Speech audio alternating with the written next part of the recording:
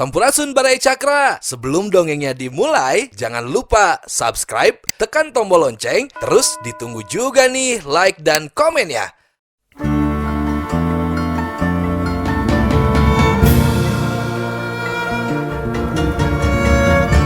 Baraya Cakra, parantos waktosna 80,5 FM Radio Cakra, midangkeun dongeng Sunda Dora-Dori.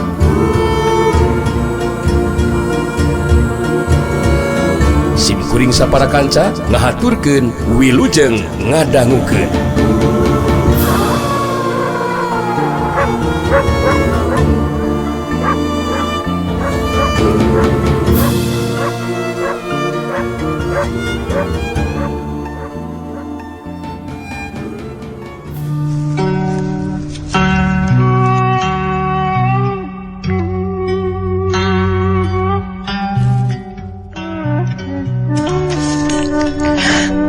Bule, ampun,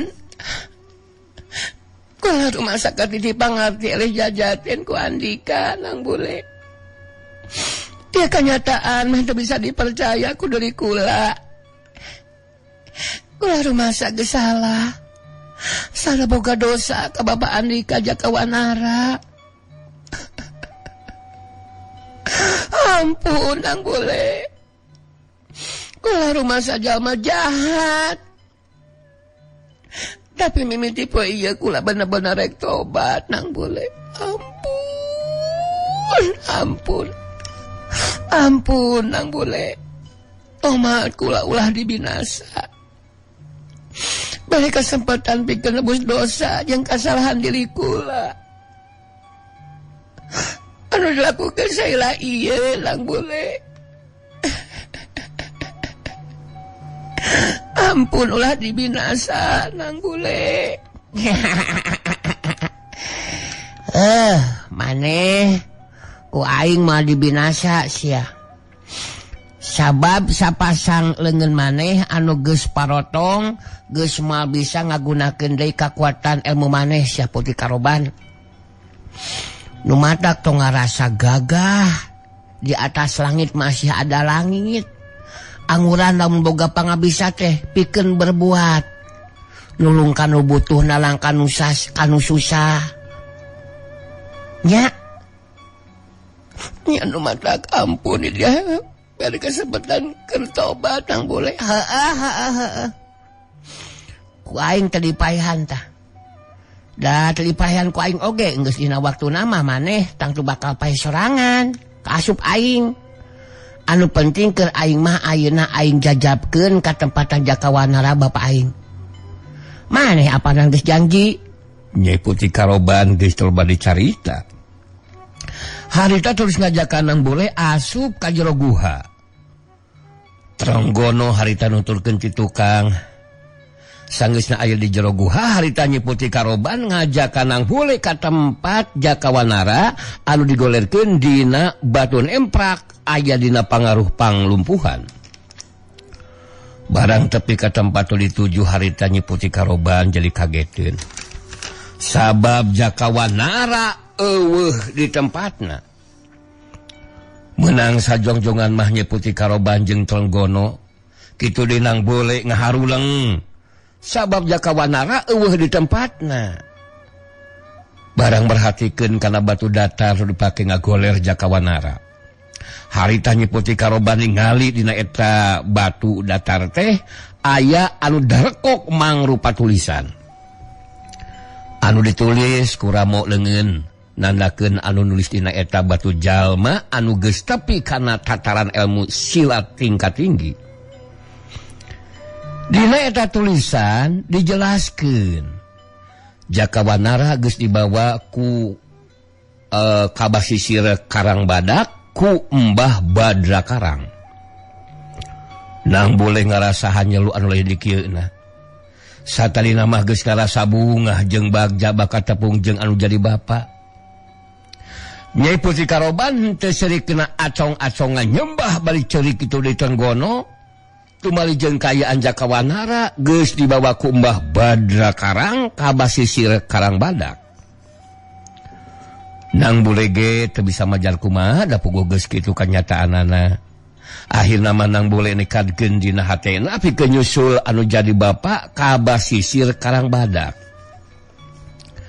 Saterusna Nang Bule marentahkeun Nyi Putih Karoban mulihkeun kasadaran manggali jeung Sidugul.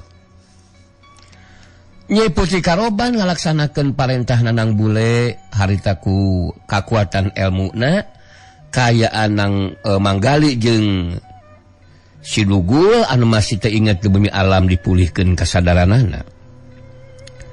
Geus beres kitu mah Nyi Putih Karoban jeung Trenggono terus pamitan indit. Waktu manggali jeung Sidugul sadar tina kapaehanana da puguh geus pulih ingetanana. Harita jadi kageteun ningali aya Nang Bule di dinya. Saterusna ku Nang Bule anu geus pulih normal deui kaayaan deurina. Harita dijelaskeun ngeunaan kajadian anu lumangsung mangsa Nang Bule lumampah kadang yang alas Karoban pikeun nulungan Jakawanara anu jadi bapana. Geus kitu mah harita tiluanana jadi terus ngayakeun babadamian. Tina eta babadamian pada aya dina kasapukan. Manggali mah maturan Nang Bule reka basisir Karang Badak nyusul Jakawanara nu dibawa ku Mbah Badakarang. Sedengkeun Sidugul mah pulang ka kampung kahuripan rek ngabejaan Rasanti ngeunaan kaya Nang Bule jeung Manggali. Harita Sidugul mah geus ini ti heula reka kampung kahuripan. Sedengkeun Nang Bule jeung Manggali masih keneh dariuk dihanapeun tatangkalan bari paguneman. Nang Bule anu harita keur cumarita. Dupi Manggali tos uninga kitu ka tempat nu disebat basisir Karang Badak. Munda ari abi mah nya neme nguping ayeuna Manggali ngeunaan eta tempat teh suger Manggali. Hai. Ya, kita jangan menjadikan bingung dulu, Nang. Malu bertanya, sesat di jalan. Jadi nanti kita dalam menyorang lampah, ya. Banyak tataru saja tuh, ya. Sama orang yang papaliwat dengan kita. Emang menggaduhan keyakinan pada akhirnya akan ada yang tahu dan memejaan kepada kita ngenaan lebah-lebahnya basisir Karang Badak. Gitu kalau menurut Mang mah Nang. Oh natu hari gitu Mamang ah. Berku teu hantunya kalah ka aya we kajanten Andri anu saperti kieu teh Nangnya. Dasar kulu panjang lalakon. Ari dikira abdi mah sanggeusna si Putih Karoban ampun-ampunan teh abdi teh langsung tepang sareng pun bapa ipek teh geuning tekuhan teh. Hawa tos we ka pun bapa. Lepas tina cengkramannya Putih Karoban kalah kadicana ku Mbah Badakarang. Ieu mah. Nah naon maksudna atunya pun bapa beut dicana ka eta tempat ku Mbah Badakarang nya Mang. Kalau menurut Mang, jangan mengimutan ke situ dulu Nang. Semuanya akan menjadikan jelas setelah kita tepung lawung dengan Mbah Badakarang gitu Nang. Ya mudah-mudahan saja bukan orang jahat yang sudah membawa tuang rama teh gitu. Jadi yang jelas mah kita kedah mengeureuh ya. Mengeureuh nikreuh lumampah apa itu untuk menanaroskeun tempat yang disebut basisir Karang Badak. Tenang saja Nang lah. Bagian Mang yang akan bertaros mah simpel saja Kak Mang. Dari sekian banyaknya orang yang akan kita taros bisa dipastikan Nang akan ada hiji-hijian malah yang tahu di mana itu tempatnya gitu Nang. On atuh urang ngeureuh we Mangnya ah. Urang lumampah ayeuna we atuh Mangnya. Geus kitu mah harita Nang Bule di batuan ku Manggali. Terus tinggalkeun eta patempatan pikeun lumampah reka basisir Karang Badak padumukanana Mbah Badakarang anu geus mawa Jakawanara. Tunda anu kacarita. bareng jeung lumakuna waktu dina poe harita. Si Jagal Hawuk jeung Guntara keur madep ka Kiwarangkas anu aya di jero tepas di baturan ku Ki Hambaraka. Dijelaskeun ku si Jagal Hawuk jeung Guntara, 5 paguron nu didatangan teh geus pada nganyatakeun diri taluk tunduk sarta ngagabungkeun diri ka pihakna Kiwarangkas. Sabab satia pupuh paguron pada eleh jajaten teu mampu ngimbangan acen pangartina si Jagal Hawuk. Suka jeung sugem hate Kiwarangkas haita tos carita.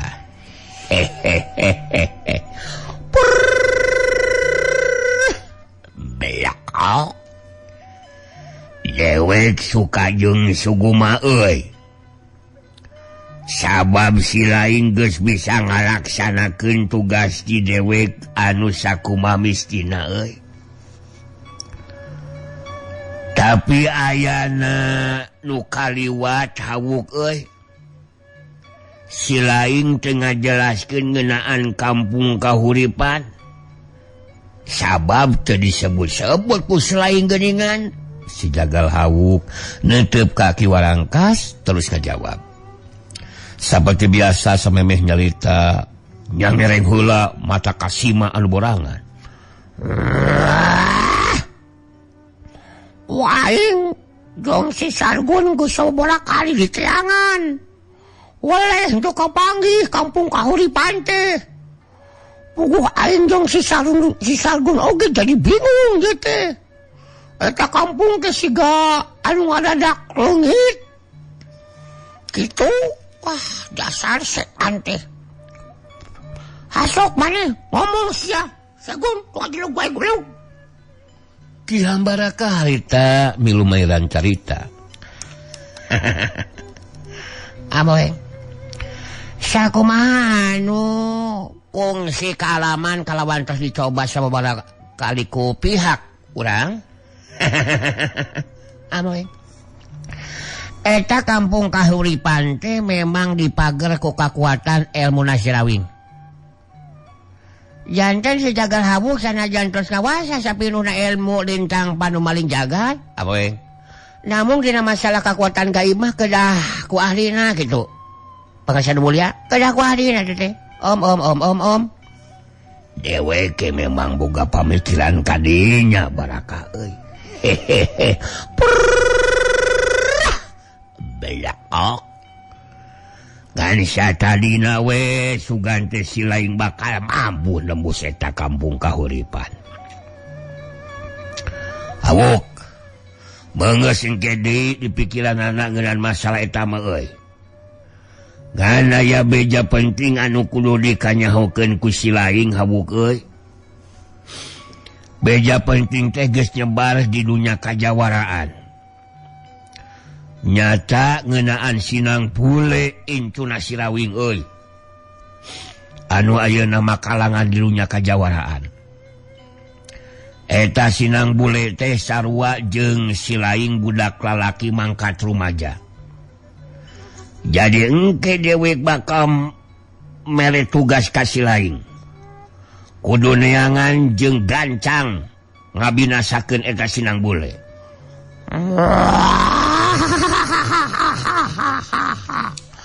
Jadi Sinang Bule itu Nasirawing teh kudu sagancangna di podalan waing.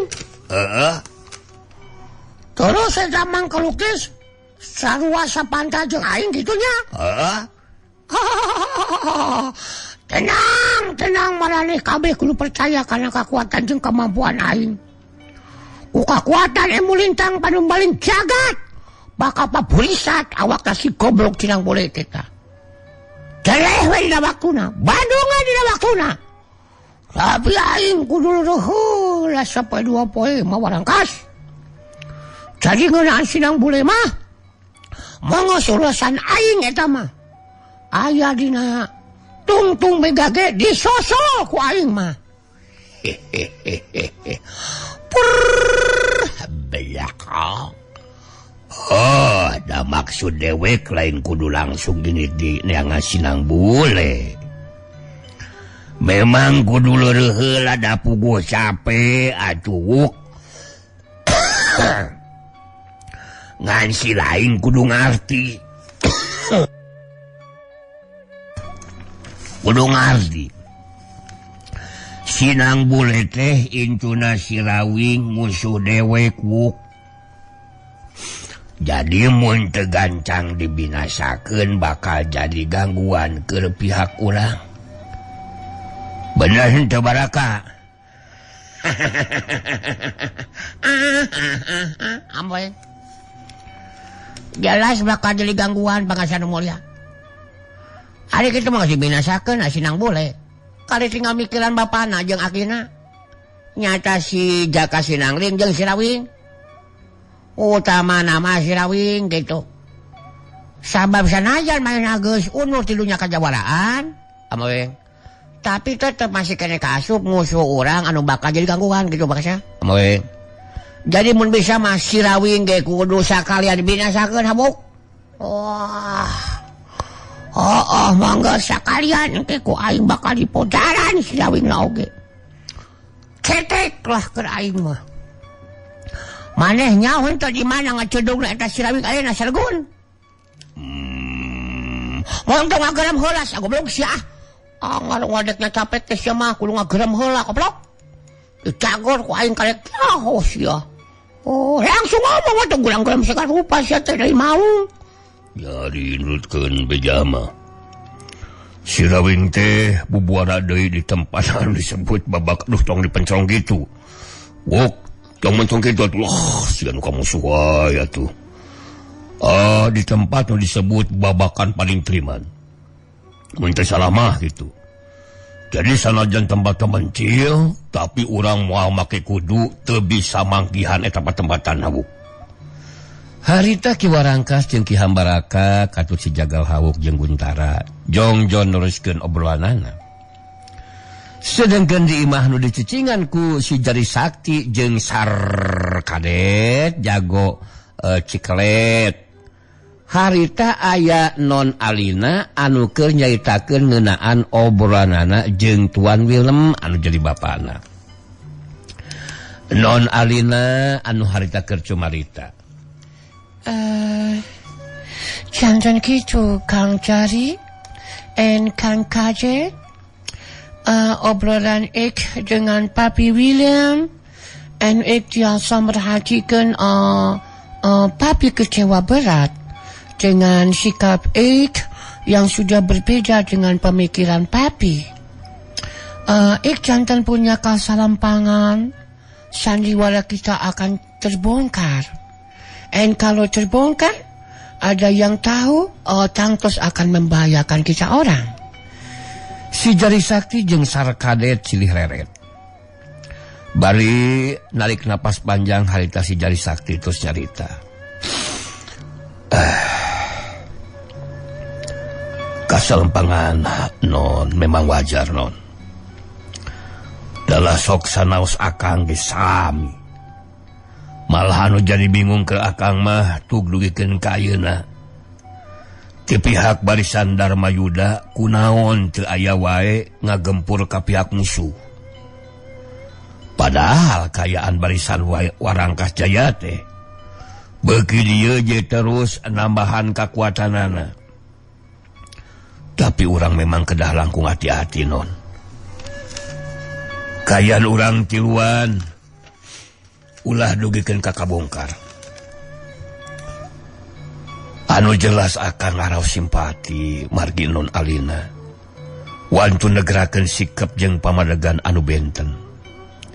Nyata mihak ka kaum pribumi. Anu eta pamadegan teh jelas benten sareng tuang rama Tuan Willem. Sarkadet jago Ciklet anu nyalitana semu digayem ngan kaharti tungtung wungkul harita milu mailan caritaan urang kudu lebih apa swadanya semlemurwan non Alina ngabagikeun paneuteupeuna ka si Jari Sakti jeung Sarkadet terus nyarita deui. Memang betul kita orang kita lebih berhati-hati ya. Dan ik sangat berharap barisan Dharma Yuda akan segera datang menggempur. Margi upami terlalu lama, ik khawatir sandiwara kita terbongkar, dan kita orang sangat tidak berharap seperti itu terjadi. Akan je boga pamikiran. Urang kedah saenggal namilarian kesempatan anu hade. Pikeun ngaloloskeun diri margi tiasa wae Tuhan Willem ngaros curiga ku ayana sikap sareng pamadegan non anu benten sareng tuang rama. Teu aya deui cara urang kedah enggal lolos teras langsung ngagabungkeun diri ka barisan Dharma Yuda anu aya di kampung kahuripan.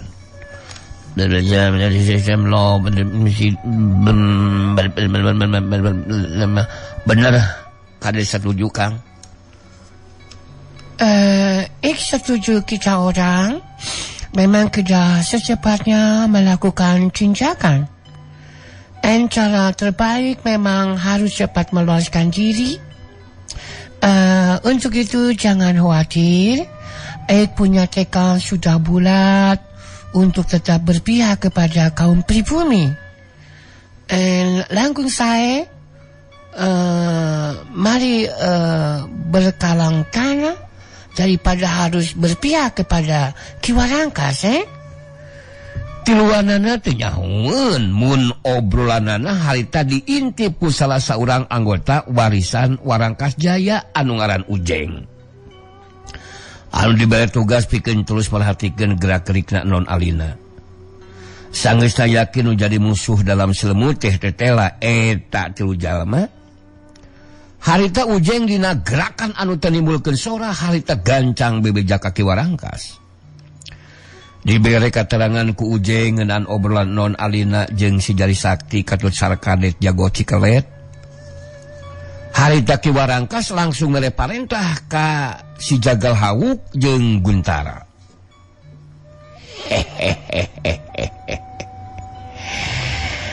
Ayeuna mah bisa kanyahoan euy musuh dalam selimut nu aya di tempat urang teh huk.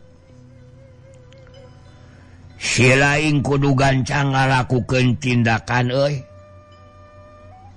Si lain geus montong dibere diampun Hawuk. Bodaran tanu ngaran si Jari Sakti jeung si Sarkade teh euy. Sedengkeun non Alina lumpuhkeun ku si lain Sargun. Kudu dikeram di jero kamar tah si non Alina. Saila ieu terus dipangaruhan ku si Jari Sakti jeung si Sarkade. Kurang ajar si Jari Sakti. Untung kamu duka nyahoan. Marintah maneh bakal dilaksanakan ku aing si Warangkas. Kok ngaranan modalan jelema mah suka jeung suka mah aing oge. Waleh bagian ngalumpukeun si Alina si Sargun. Baguk moal maneh ngalumpukeun si Alina. Awas ya. Nya capai ka aing mah tong ngagerem heula. Isi cagor ku aing ngoplok. Nya pilaku atuh Mang Sargun teu mampu ngalumpukeun non Alina Awuk. Sanajan mahir ngagunakeun pistol. Tapi samemeh ngalakukeun tindakan ku Mang Sargun bakal dipiheulaan dilumpuhkeun. Tapi punten ya. Punten Bangsan Mulia non Alina upami tos dilumpuhkeun teras kedah dikumakeun tah. Supados jelas we ieu mah ka abdina kitu.